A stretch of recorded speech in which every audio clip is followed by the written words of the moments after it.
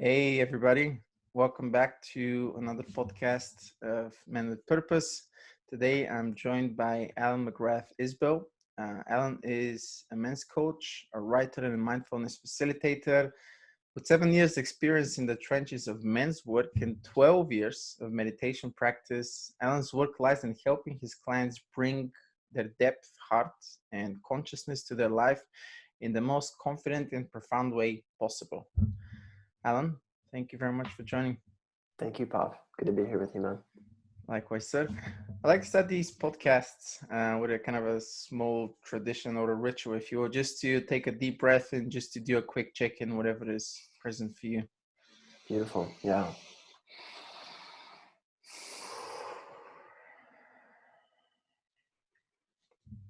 I'm checking into our conversation today with joy in my belly. Feels warm. Feels grounded. Some excitement in my upper chest. Feels bright. And yeah, I've got a lot of joy also in my cheeks. I've got a big smile on my face. So yeah, joy, excitement, and feels good to be here with you. Likewise, brother. Touche. Like the moment you said this about the cheeks, I couldn't help myself but start smiling and laughing. I'm checking in with a lot of gratitude for really for doing this, and I'm grateful that you've accepted, and we're here to have the conversation for the next hour or so together. So yeah, man. Checking in with that. So we're really trying to kind of have conversations here about masculinity and kind of redefining masculinity in its current form and what potentially could be, which hopefully we can get a lot more into. Maybe let's start. I'd like to start with just getting to know the actual person that's opposite or on the other side of the skull, with a little bit your personal story. How did you got introduced to this? How did you find this field? Yeah. Let's start with that. Yeah, so I started my inner work journey about 16 years ago when I was first introduced to meditation. And when I first sat down, something just clicked for me. It was like I had found something that I had been looking for, and I was in high school, and so I was looking for it in things like girls and drugs and all the stuff that were kind of shown, and it started me down this path of learning and reading and studying and kind of consuming all I could around this thing called being human. And so the first thing I did when I graduated college, after kind of being a closet yogi as I went through sort of traditional schooling, I went on my first 10-day retreat, which just was absolutely profound. It was the first real experience I had of total tranquility, total peace, total stillness of mind, that I had had glimpses of in my previous years of being at home practicing, not really knowing what I was doing. And so the first thing I did when I got out of that was go, wow, that was absolutely profound. Where can I do that again? So that began a journey of spending serious time on retreat. And after a few of those, what became clear to me was this yearning for healthy masculine role models in my life. I'm so blessed in the way that I grew up. A loving family, loving dad, loving mom, wonderful role models. But still, I sense this hole that a lack of initiation left. And so I searched for that, and I ended up finding a workshop at a festival, as they do in California. And it was the men's initiation workshop or something like that. And it just clicked, like, yes, I'm going there. And the level of fierceness and authenticity and brotherhood that I felt in that experience was just this big, yes for me. That, okay, like this is something I need to know more about. And it began me down another path of men's work. And that was about 7 years ago. And I've since helped facilitate trainings for other men. I helped build a men's work organization. And I've really dedicated myself to being able to articulate and facilitate other men who I see myself in. I see myself in all the men that I work with.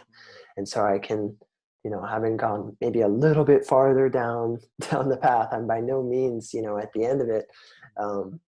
But I find so much joy and purpose in being able to support men in their own journey down this path. And I like to blend both my experiences of meditation and in the realms of men's work, and all the overlap that's there. So that's what I do today. Wow. Beautiful. Beautiful. Thanks for sharing that. I want to kind of come back to a little bit something that you mentioned. You said the lack of masculine role models.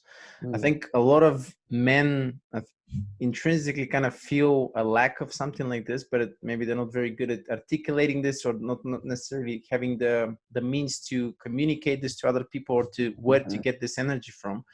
Can you talk a little bit about the lack of these role models and the impact that you see on other men, yourself included?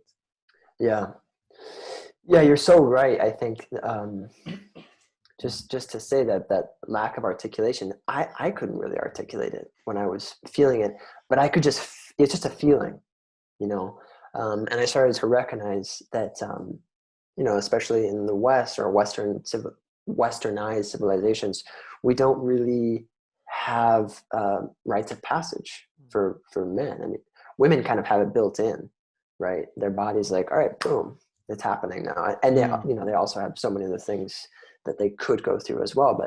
But for boys, it's really just like, it's boys initiating boys. It's like the guys who are a little bit older than you, that it's kind of, we have these pseudo initiations that somewhat serve a purpose, but they lack a lot of the soul and ceremony and meaning and richness that we used to have. And so that leaves a big hole, I think, in a lot of us. Traditionally in initiation, it would be used to really establish a vision for your life, a purpose for your life, and also to separate you from the attachments that you had as a boy, particularly from your mother, right? So that you could be welcomed into this, what traditionally used to be this kind of scary world. A lot of tribal cultures would have these kind of monsters guard the realms of the masculine. And so these boys would have to face that challenge. And in order to be able to get to that other side, be welcomed into the other side. And then it's like, okay, welcome to the fold. You're now in this new place with this new perspective, and you're not alone. You have all these other men who are with you in it. And so, I think a lot of us will look for, like I said, kind of pseudo versions of that. And we try and succeed at business, to try and get to that fulfillment that's on the other side of the challenge. Or we put ourselves in dangerous situations so that we can feel like, we're right at the edge, to see what we're like on the other side. And not that any of those things are bad, but I think they miss a lot of this like sort of soul psyche growth aspect that's in the real stuff. That being said, you can with that perspective, you can put it into your whatever, your rock climbing or your race car driving or your CEO-ness or whatever it is, and use it as that. But without that perspective, it inherently is empty. And so what I see a lot of men come to is they've checked off all the boxes, but they still feel empty. Yeah, not to kind of interrupt the flow. It resonates with me so much. Like, I was part of a gang because I was always, I had this kind of deep longing to belong somewhere, right? To belong up to another pack or a gang or whatever, kind of distorted, perverted version of whether it's a fraternity or something else. That that is kind of serving a purpose on a surface level, but deeper down it's kind of empty and hollow. Right. Mm. Yeah. Yeah. Hmm. You also mentioned about a word that I want to come back to as well, ceremony and kind of ritual and lack of that. Can you, again, you kind of touched upon this a little bit, but specifically ceremony and ritual, why are they so important to facilitate this kind of initiation process? Yeah. Yeah. Well, you know, ceremony and ritual are something that I think have been lost by many. And they're kind of ancient tools that, you know, you may have your judgments about that. You may have judgments about that word or whatever, but, you know, our ancestors have been using that kind of feeling for what and how they do things for millennia. And really it's just about creating a space that's different. It's about creating a space that's not normal. And within that place that is abnormal, that's different, that's unique, that's special. Within there, we can kind of touch upon something that's bigger than ourselves.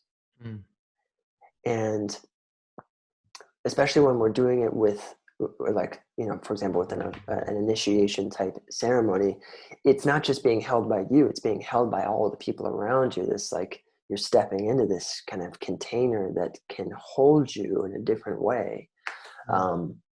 And it's something that I find a little bit hard to talk about. It's more something you have to feel, because it is so feeling based. Yes. Yeah, right? exactly. Yeah, I get a lot of guys asking, like, but what is it exactly that you do on these retreats, and what are you talking about, this kind of liminality space, and what is this all about? And it's like, it's one thing is to explain it, another thing is to really experience and really feel what it's like. And the moment guys, and again, I'm hugely generalizing here, but the moment majority of men out there hear kind of feelings, or you need to get into in yourself, kind of do the inner work, everybody kind of closes down a little bit, and it's like, I just lost the guy. Right. Well, yeah, because, you know, we fear the things that we don't really know. It's like too complex to wrap our head around, but it's really not wrapping your head around anything. It's like putting your body in an experience. Exactly. That it really knows. And it knows it like right away. When you give a guy the opportunity to step into something like that, you know, he might have his resistance or his judgment about it at first, but if he can get beneath that, it's right there. Yeah, I can't remember where I heard this quote. I think it was like on a course or something. The guy was saying the mind forgets, but the body remembers, right? Yeah. All these kind of things there, I think they're hardwired in our DNA, all these kind of rituals. And totally. Initially, I always kind of keep telling the same story. We have a men's circle, someone comes in for the first time, and then within 2 hours, they're crying and they're saying, oh, I've never said, they're like 50-something-year-old man, right? I've never told these stories to anybody else besides you guys, you know, strangers here. Right. Totally. So there is a lot of power, and in the first 10-15 minutes it feels a little bit awkward, because it's like, it's new. But a bunch of random guys, you're kind of walking in this kind of liminality space, like, oh, what's about to happen? And then it just feels so natural. Right. Yeah, that's true, because our bodies remember. I mean, traditionally, like, that's where we would be. We wouldn't be like alone with our partner all the time, you know, alone or with our partner all the time. We'd be with men, in, like, mostly in silence, having some kind of mission or purpose that's greater than ourselves, like to feed people. Right? Yeah, exactly. I think majority of I've been kind of recently, well, the last maybe 7 or 8 months or so, I've started delving more into kind of somatic therapy and bioenergetics and really embodiment work, because there seems to be a tendency, at least from coming from a little bit more of a cognitive background, NLP coaching, all these kind of modalities, which in and of itself they're valuable, but it seems like majority of the people seem to be kind of stuck in their heads too much, right? Thinking, overthinking, and not everything else is like numb from the chin down. Right. Yeah. One of my teachers will say, change your body, change your mind. So there's such a there's such a heavy emphasis in our society about like understanding, and especially for men, it's like that's kind of how we live, is just like from here Mm-hmm. on, right? Mm. um and I mean, just to point out to your listeners, just like right away, you are using the very thing that we're talking about in every one of your episodes. Mm. You're using ceremony and you're using embodiment. At the very beginning, you're saying, like, we're stepping into something different. Mm. Let's take a moment, experience what we're experiencing, articulate it. And from there, okay, like that's our container. Now we're in somewhere else, right? We're not Wow. just in our normal kind of relational field. Something different has been created when you do that. Mm-hmm. And that's how I start all my sessions. That's how I start Wow. every men's group, is with that, because it gives the body a chance to go, oh yeah, Mm-hmm. right, this is I'm here, this Yeah. thing is also a thing. um, it feels like this. And from there also, you have access to emotions in a different Mm-hmm. way, and to spirituality in a different way. And Mm. yeah. Booyakasha. Dude, the moment you said that with like a bit of a ritual and then embodiment, I was just like, poof. Yeah. Yes, exactly. Yeah, that's why it kind of feels a little bit. Before we kind of started the podcast, I was saying that I had a long day. I was kind of a little bit in a rush. Mm-hmm. But the moment I kind of, okay, there's another human being here. I'm Right. present. Let's take a moment to acknowledge and honor this. Take a Mm-hmm. deep breath and just, yeah, wow. Yeah, I think Yeah. ritual seems to be creeping up every single time, whether it's even, I had Paul Lloyd Robson, I hope I didn't butcher the name, from Manifesto. They are Mm. organizing the European Men's Gathering. He was Mm. saying, normally ritual would be kind of suppressed because of religion, etc., etc. But Right. it seems to always kind of creep up back. Ritual is such a central focal point for Yeah. us as human beings, right? Yeah. Yeah. And for men too, you've got, it's a part of our, what's one of our main archetypes, right? Is Mm. our ability to the magician, the one Mm. who can create magic.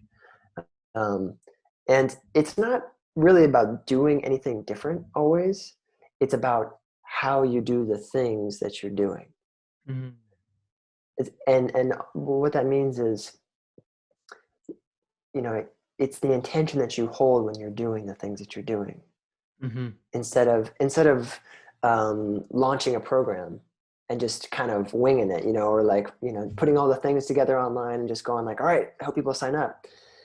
You can do all that stuff, but do it with the sense of like, all right, like this is the vision that I'm creating for myself. I see this happening. I'm going to take some time to be intentional about what I'm creating, why I'm creating it, who I'm bringing in.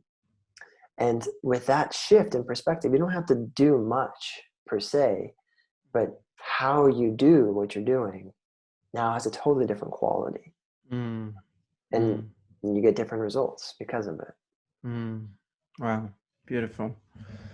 You mentioned archetypes. Mm. For people that maybe kind of have heard this a little bit, maybe in previous episodes, maybe some of your work, can we go a little bit more? Oh, some of those archetypes. What are they? How do they manifest?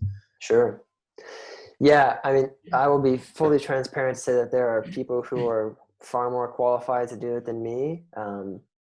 People who are looking to learn more about it directly from the source that a lot of people learn about it Mm. is from a book called King, Warrior, Magician, Lover. Um, that is a fantastic book to kind of get into the masculine archetypes, Mm. which Mm. in that book they really lay out four Yeah. main ones: the Mm-hmm. king, the warrior, the magician, and the lover. Mm-hmm. And archetypes, it's really kind of they are energies that affect our human psyche, like Mm. the psyche that is not just you and me, but that's greater than just us, Mm-hmm. the collective unconscious, if you Yeah. will. And whether you believe in them or not, they're affecting you. It's Yeah. kind of like you're on one side of a piece of paper and you're just a bunch of like metal shavings, and Mm. beneath that piece of paper is the magnets of the archetypes, And when they move, those metal shavings, that is like who you think you are, moves with it. You can't necessarily see it, but it's happening. And so what I find useful is specifically in that book is what they outline these sort of like mature and immature aspects of the masculine archetypes, and also the boy archetypes that provide the foundations for the masculine archetypes. And both have their sort of positive and negative qualities. That it's not about like if you are manifesting those qualities, it's where and when and how. And it just provides kind of just another reference point, just like astrology or, all these other enneagrams, all these other things that we use. It's just another reference point to kind of get feedback for how you're showing up. And, particularly with archetypes, because they are so kind of ancient and mythic, has a different quality than, reading your horoscope. It's got more soul to it. And, you can sometimes, depending on where you are in your life, you can cultivate one of those archetypes in an intentional way. So maybe you need to call upon your warrior or your magician or your lover energy. And the idea being that when all three of those are really full, when you can really embody all of them in your life, they merge together to create the king. Like when all three are online in a really healthy way in your body, your mind, your heart, the king will be created. Like and you'll see it in the world around you. Your kingdom will be, well boundaried. It will be protected. It will be strong, but it will be flourishing. It will be vibrant and thriving. And I mean that I've had numerous conversations recently about them. If people want to learn more from people who are more versed in it than I am, even they can find it on my Instagram. And but it's a very, very powerful reference point to use, especially as a man in our modern time. Yeah, I remember when I first discovered it, I was just like, whoa, blown away. Like, not all of it made sense just because it's such a potent topic, and there's so much. Once you dive into it, it's so much that you kind of unpack, and then you're like, oh shit, I need to go back and read this again. And we can probably have like a separate conversation just on this without necessarily having to be experts or whoever you choose to label or define an expert, but just geeking out on this could be a whole separate episode. 100%. I do have some men that are coming to me and with some, let's say, issues or challenges or problems, let's say with a girlfriend, and every single time that I kind of feel that they're maybe a little bit off balance or something, this is kind of a turmoil, I seem to always ask, okay, do you have a men's group? Because that to me is a huge foundation to, again, building towards your kingdom or to getting to that point. What's your, I mean, how to phrase the question? How important do you think men's being a man and being part of a men's circle is? Especially today, everybody's kind of locked down, and I think it's a great opportunity for people to connect. Yeah, I mean, I think it's hugely important, which is why I do it. I'm both in it and I facilitate them. The ones I do are online, but we have men from all over the world who can participate, and the lockdowns don't, they can't keep us down. But I think it's one of the, I've experienced for myself as it being one of the most important aspects of my personal growth. Like, if I didn't have the opportunity to be in men's circles, I wouldn't be able to create what I have created, or even have the vision to create what I want to create. It's a way, like I was saying a minute ago about archetypes, like when you're in a group of men, you have so many things. It's hard to say. So many things come together. Like you have the ceremony, you have the kind of like this bodily experience of like remembering something that's been forgotten, right? Like I was saying before, that's how we would spend our time, is with men in a sort of traditional tribal culture, which we've gotten away from. And I was reading last night, 80 to 90% of men didn't have an intimate, a trusting, intimate relationship with their father. Ooh. And your relationship with your father is huge. It's absolutely paramount for the healthy psychology of a man.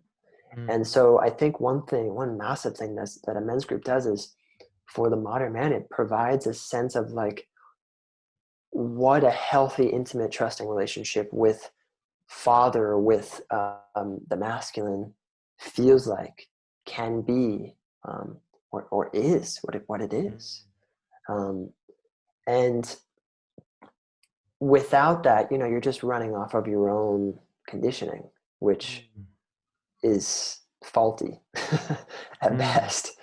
And so, yeah, depending on the kind of men's group that you're in, it can do so many different things. It might be very specific or it might be very broad.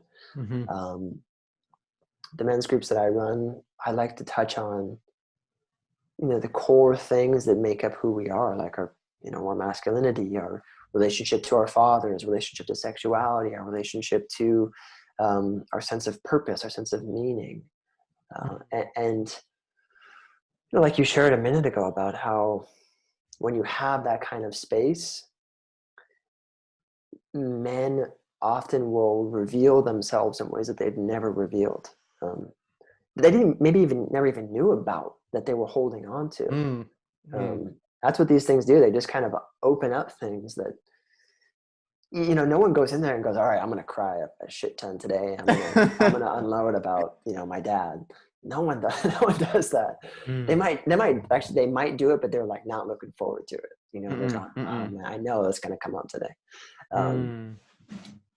But going through it, you recognize the freedom that's on the other side of that, the more openness to love that's on the other side of that, the brotherhood, the support.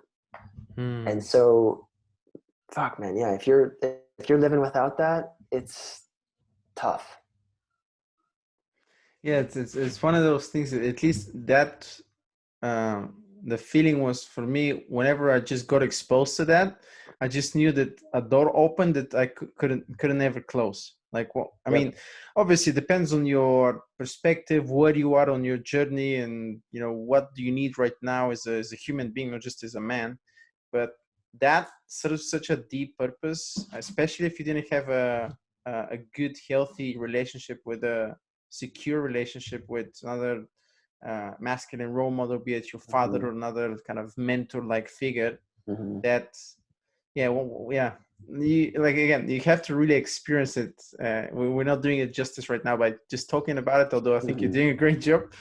But yeah, you did mention relationships with the father.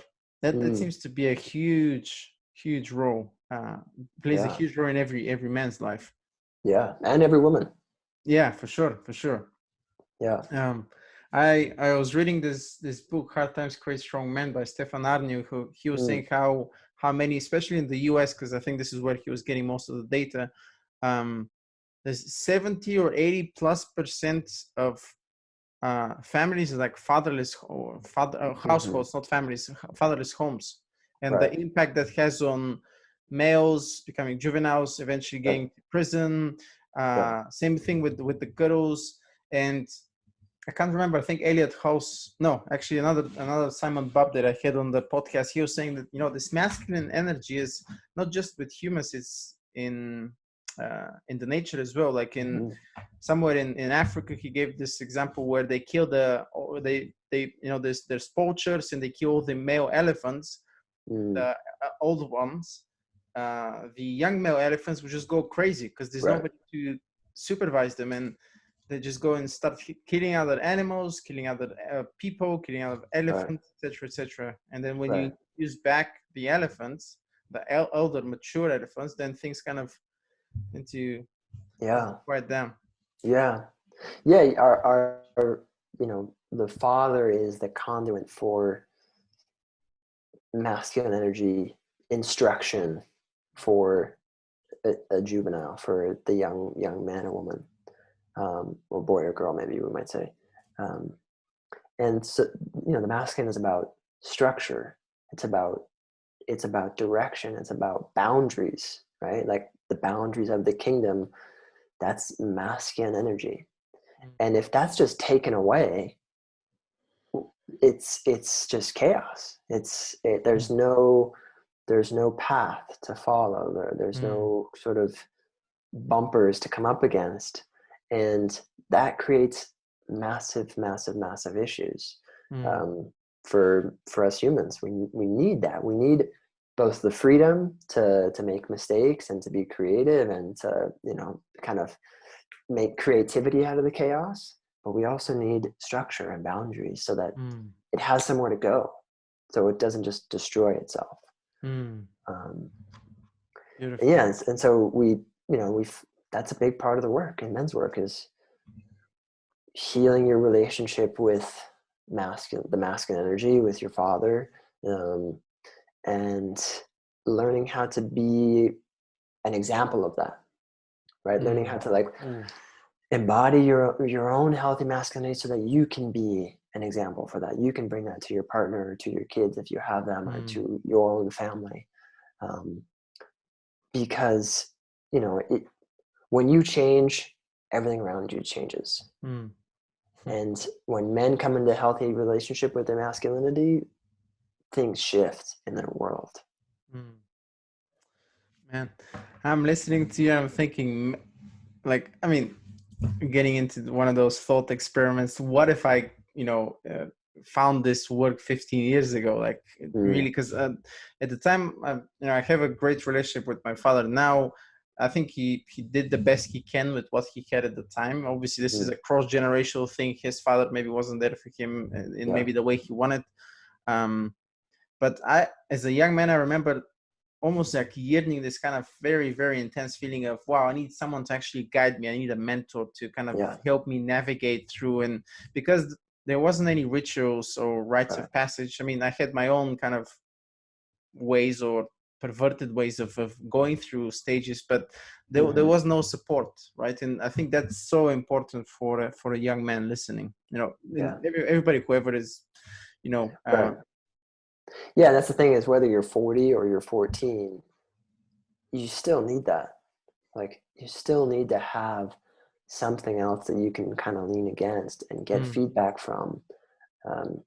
Because like I said, when we're on our own, we're just running off our own stories and conditioning. And that's one of the beautiful things of a men's group, is they know you. And even if they don't know you, they can sense you in a way that, if you've created the right container, can allow for them to know a deeper version of you than maybe you're even allowing. And so they can hear you say something and go, yeah, that feels off, and where else can you get that kind of feedback? You're not going to get it at the grocery store. You're not going to get it at the gym. Right. And so when you do have that kind of feedback, you get to, this titration process starts to happen, where you get to kind of get this real-time feedback around, okay, this is how I'm showing up. This is how I'm speaking, how I'm holding my body, how I'm breathing, how I'm holding my eye contact. And this is how it's being received. And we often think we're doing one thing, and its effect is totally different. And it's not that it's wrong or bad. It's just, we never really got that objective feedback. And so when you do have that, all of a sudden you go, holy shit, that's how I'm coming off.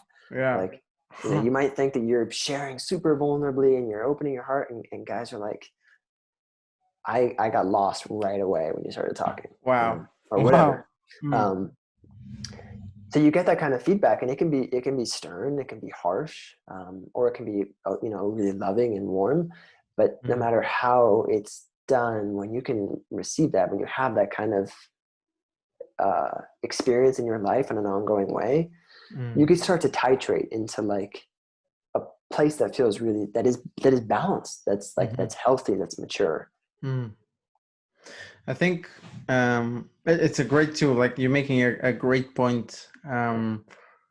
Being able to someone to kind of give you that perspective and a little bit of feedback and tough love, because sometimes everybody needs that, especially men. And I think it becomes very evident to other people what your shadows are, or the things that you kind of have fears, but maybe you don't talk about more, I would say more often, or maybe quicker than you can even get to them. Yeah. Right? Just because the way you're showing up. So it's an incredibly valuable tool. If people are listening, go and either join a men's group or start one. Yeah. I'll add one more little stone in the bucket of do men's work. You know, because we've created a society where the majority of our time is spent with our partner, the majority of our work kind of happens in that relationship, and it can create a confusing dynamic where your partner becomes your therapist and your financial strategist and your lover and your planner, and they're everything. When men especially, I think every person should have this, but when men especially have a different space that they can bring everything to, they can be totally vulnerable, they can be angry, they can be whatever it is that they're feeling, be received in that, get honest, sharp, direct, heartfelt feedback around it, a perspective around it. It takes a lot of pressure off of their partner having to be everything to them, and allows them to prioritize what they really want within their relationship, which is, probably not what they've been doing. And they also you're more able to show up with, with clarity, with direction, with purpose. And I think like that can be such a big pivot point for a partnership. Like when a man has a separate place to go and do his work instead of just trying to do it all on his own on the inside, or within the partnership. It's huge. It's critical. I mean, this resonates so much, not only because I went through something like this. I was just like, I fell in love, I don't know, 7 or 8 years ago, maybe more. And I was just focused in on that.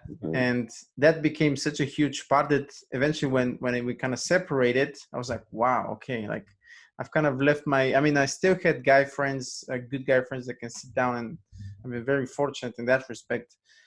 I do see a lot of men actually investing so much into their relationship that almost you're expecting the other partner, that puts a huge amount of pressure on them to be your everything, right? Just to be a therapist, and like what's happening with your social life. And a couple of years pass by and your partner's like, well, I thought this was like the really nice, good looking guy that's married or I fell in love with. That's not what I signed up for, right? They become so attached, and so maybe perhaps needy, if you will, that it's just like that's a recipe for suffering, I think.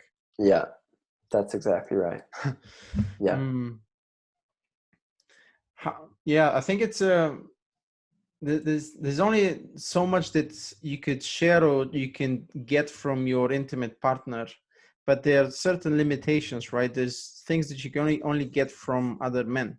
We kind of know the story of a lot of boys being raised by well-intentioned mothers, but there's only so much that a mother can give you, regardless of coming from the best of intentions and etc. Yeah. I mean, in Iron John, Robert Bly talks about it really well when he says that there's literally like a form of soul food, like nourishment that's transmitted from, he talks about it from father to son, that happens when the father and the son spend quality time together. But I think it's also created when just men spend time together. There's something that happens. And what I found is that, it doesn't always have to be the ceremonial, super deep stuff. It just has to be with other men, just like together. There's something that happens that is fulfilling and uplifting, and it makes your personal unique burden of life, your responsibility of life, easier to bear in some way, shape, or form. And I'm very glad that you're bringing this up because I tend to kind of get sometimes too much in my head, again, drinking my own Kool-Aid, so to speak. What men's work doesn't necessarily always have to be very, very serious. Of course, you're by virtue of doing the work, you are getting to those deeper spaces where you can open up and maybe touch upon a lot more things.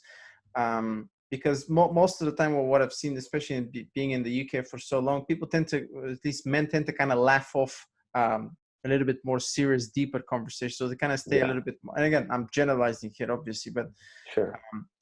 It's not all being super serious. Of course, you can just go and have a couple of drinks if that's your kind of preferred way of doing things, but just go a little bit deeper and you can laugh about it. It's not just a one-way street where it's very, very kind of strict and serious, and you know, people can lighten up. And I also need to kind of remind myself, because I don't want to get into this kind of cult like men's work. This, even though I believe this is probably one of the most important things we should be doing as men, not to heal just ourselves but also help our partners. But I just wanted to kind of throw this in there. You know, for me, what I appreciate most is somebody who has the ability to do both.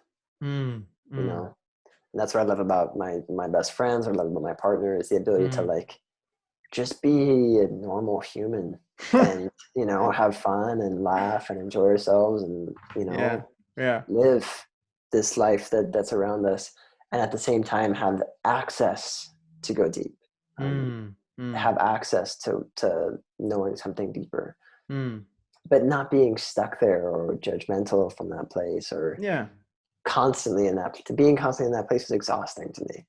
Oh, dude, I've always struggled with because I kind of have a little bit more. Sometimes I get too deep into kind of theories and books, and I kind of start talking with other men and women about that. But at the same time, there is part of me which is very playful. I really like to kind of throw jokes and just have a good time, right? So I've been kind of seeing those as kind of polar opposites and almost mutually exclusive. Whereas the more I'm allowing myself to perhaps show up in that light, or in that space, I can see that there is place for both, right? One isn't necessarily mutually exclusive to the other. Totally. Man, that's bringing them both together is where it gets really fun. Like you don't have to be all one thing or all the other thing. You can be both. I'm still kind of working through that, but it just feels right. It just really the kind of the gut feeling I'm getting is it feels right. Great. A bigger question for you, maybe a little bit more challenging. How do you see, first of all, what do you think men's work isn't as popular? And some people that I've interviewed said that, you know, there wasn't even a term men's work 5 or 6 years ago. I know that there was, in the 80s, there was a men's movement, but this whole men's work seems to be, correct me if I'm wrong, I might totally be off the mark here. It's rather a new phenomenon, maybe a reemergence of something that was a little bit old, forgotten, and maybe slightly rebranded. Do you think why do you think isn't this is more in the mainstream? And second question is, what do you think is the future of this work in the field? Big questions. I like the future part a lot. You know, I think why it's coming to more of the forefront is because it's so necessary. And it's been around, like, you know, the men's, the mythopoetic men's movement of, you know, the 70s, 80s, like guys have been doing this, and then before that, you know, like for millennia, men were just being themselves, but they were doing men's work. Not calling men's work, exactly. Right, putting the label, just being men as we should be. And so I think today, you know, probably because some people have such similar stories to you and I, you know, we felt the lack of it, and we've searched for something to remember. And it's, you know, it's become something that you can actually access. You can, you know, just go into your office and get on a Zoom call, and boom, you can have a men's circle. It's closer at hand because it's necessary. And, you know, my hope for the future is that, well, I see that there's space for a lot of different flavors to come out of what's being created right now. Mm. I see groups who kind of, I mean, if you want to look at it like archetypal ways, like guys who orient more towards the warrior, guys, the groups that you can go to kind of access that primal energy within you. There's groups that are more, maybe spiritual or sort of magician-esque. There's all that's to be learned in the dating scene, and like learning how to be a good lover, learning how to access your sexual energy. For me personally, I love being able to use all of that, but in a really refined way, like a way that a guy in the UK can understand, and a guy in the Midwest can understand, and the guy in Australia can understand. That's refined. That's not so far to a side of the spectrum that it pushes people or turns people off.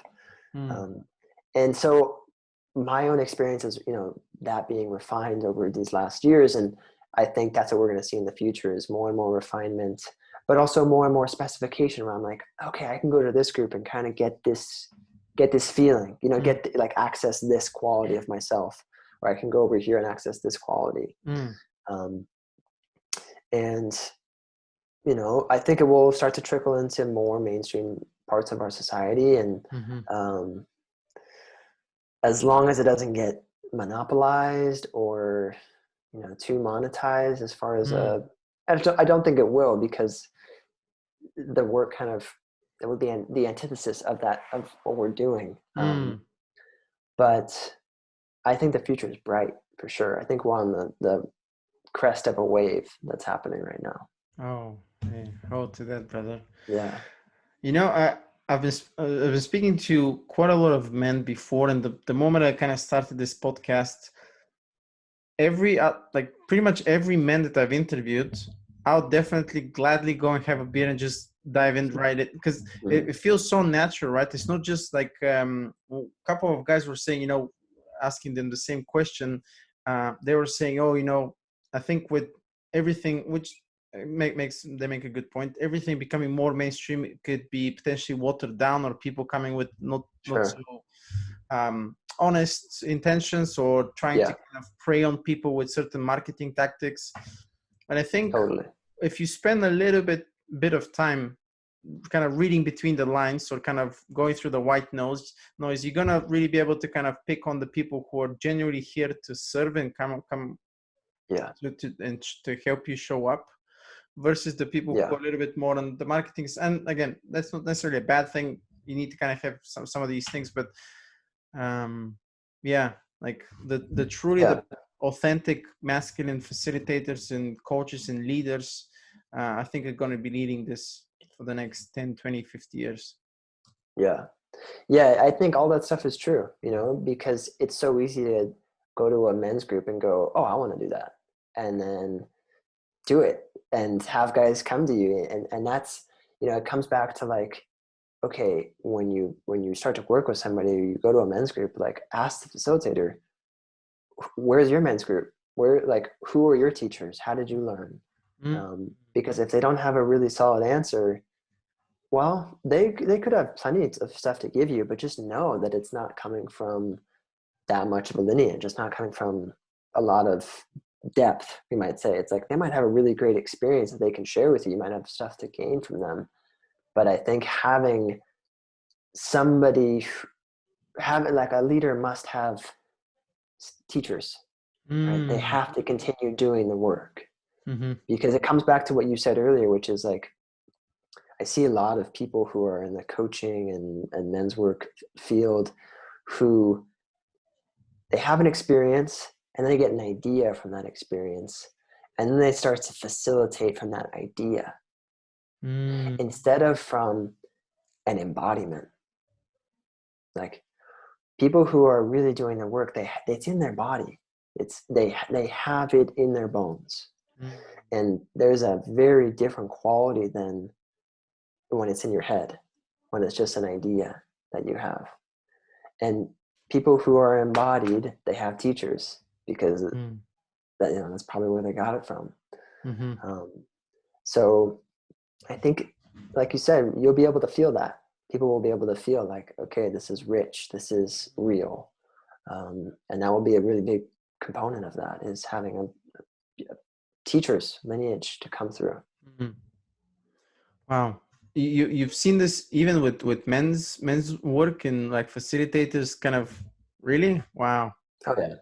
Yeah, of course, Mm. because the bar to entry is so low. Mm-hmm. Anybody can go and say, yeah, I'm a men's coach, or yeah, I do men's circles, and more power to them. Great. I think it's really cool. Um, I might not go to it Sure, because, sure, sure, sure, sure. you know what I mean? But Yeah. um, yeah, I think it's good in the fact that it's getting out there.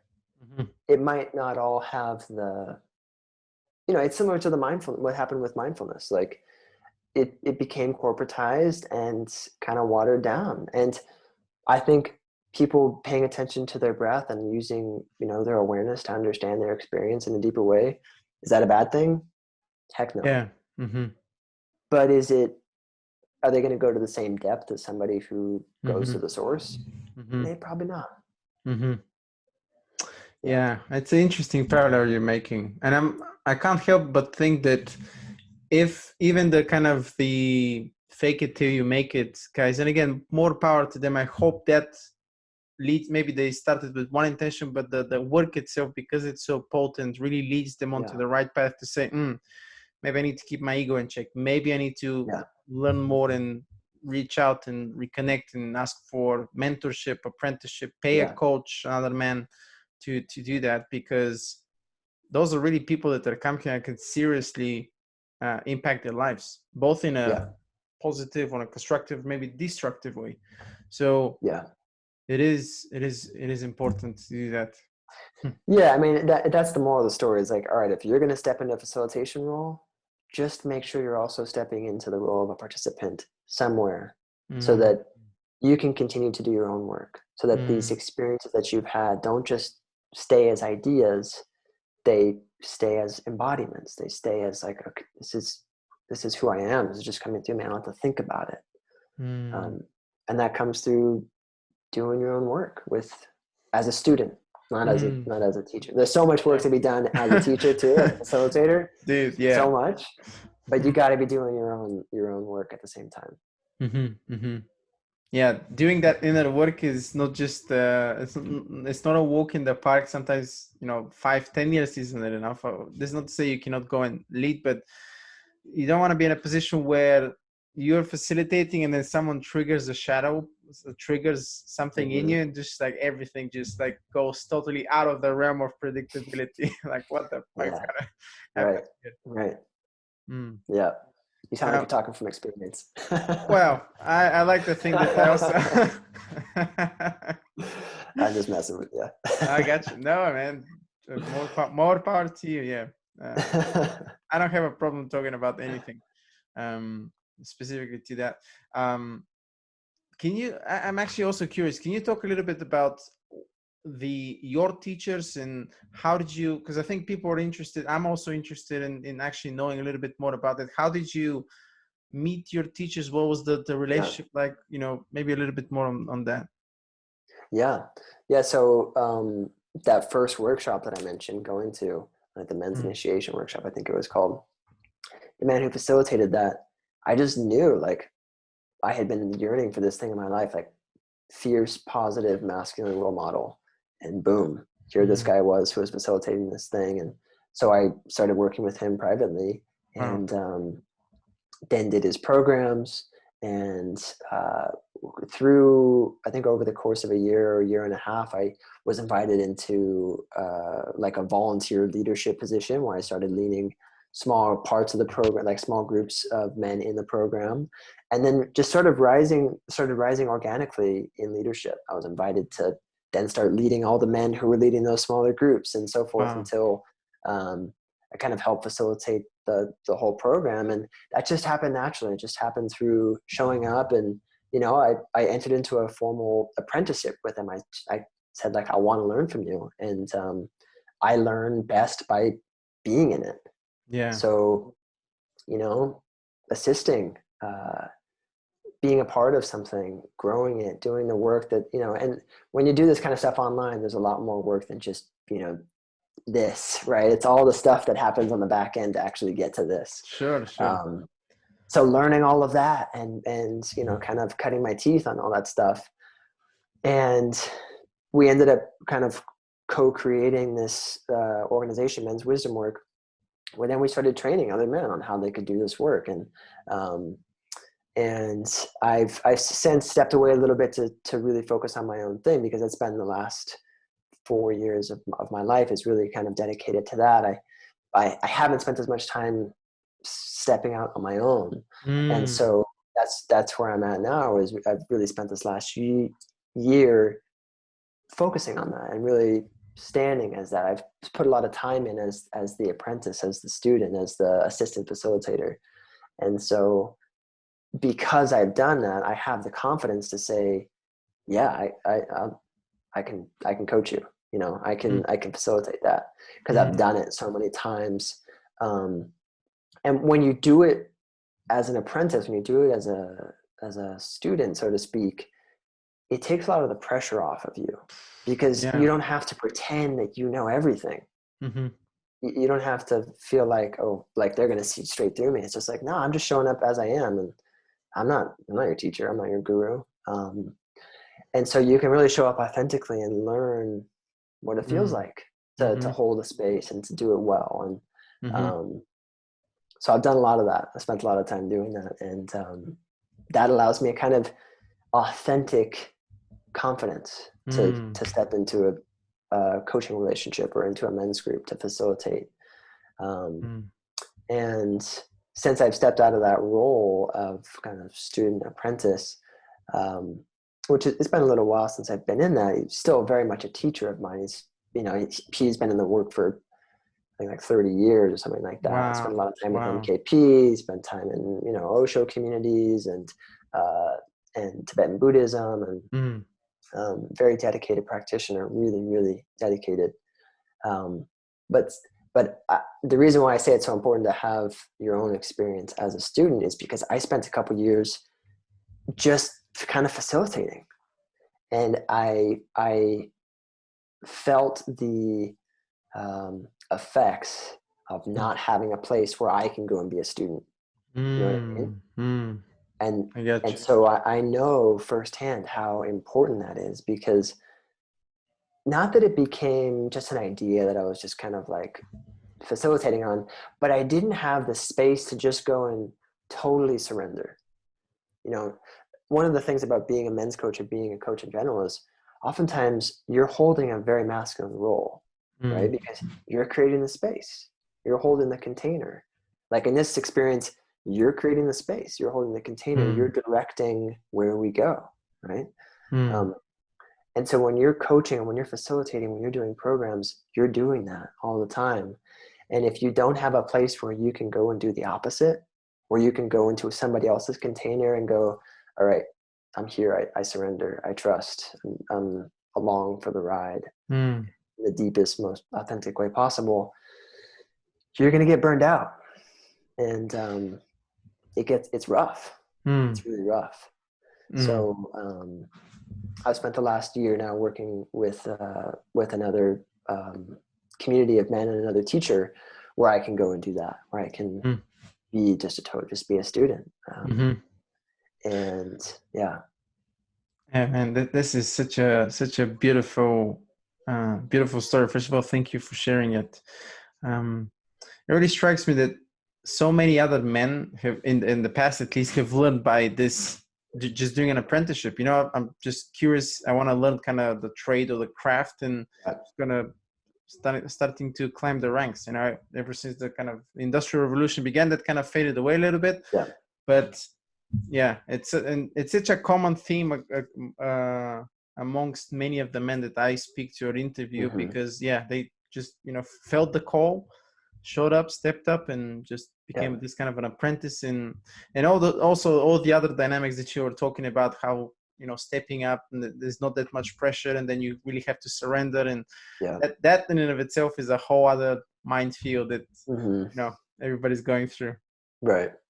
Yeah, and just to tie it together, I think the reason why you're talking to those men, you're talking to those men because they're leaders, Mm. and they're leaders because they were once students, Mm-hmm. right? Mm-hmm. And tying it back to, there's that nourishment that happens from Yeah. father to son, from teacher to student, and you don't get that from reading a book.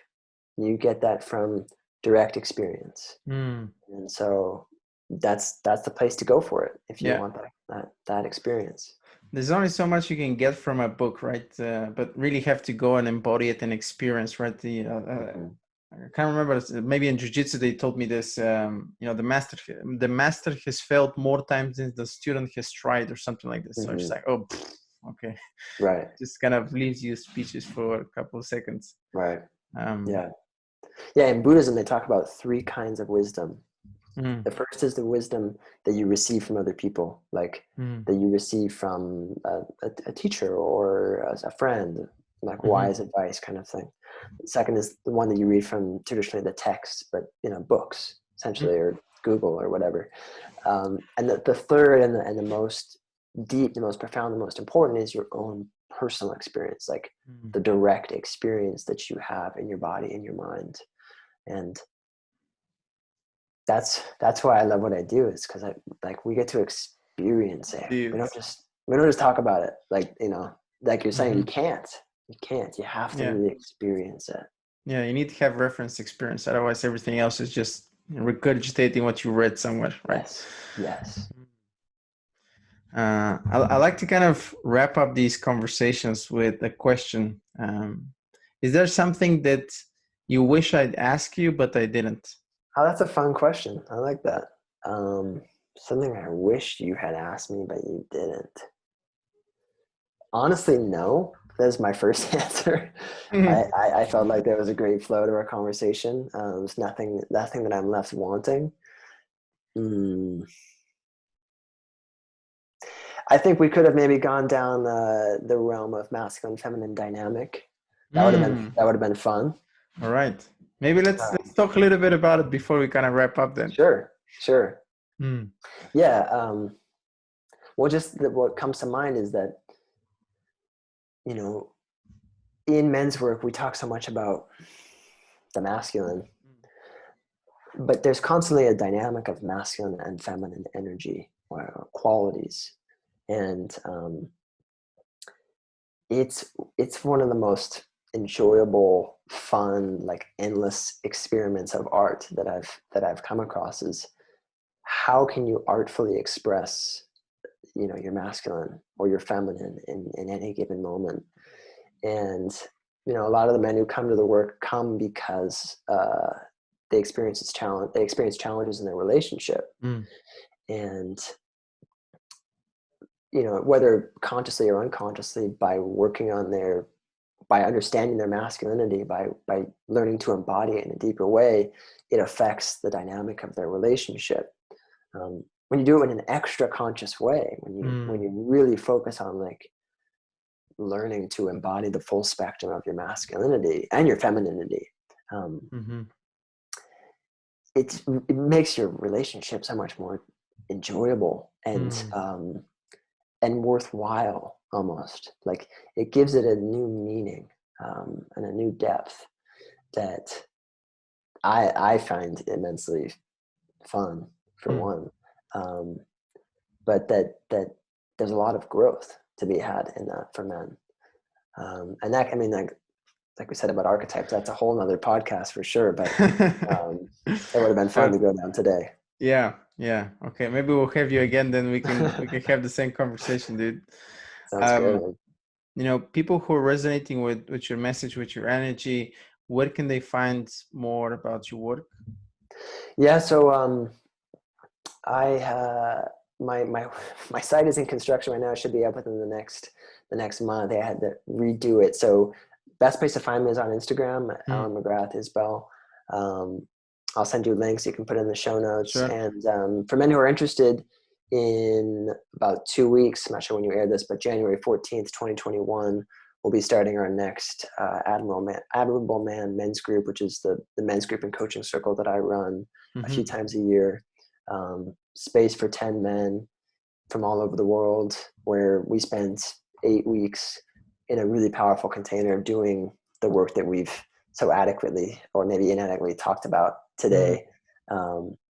It's one of my favorite things to run each year, and it's a great way to get into the work if you're brand new, or also to stay in it if you've been in it for a little while.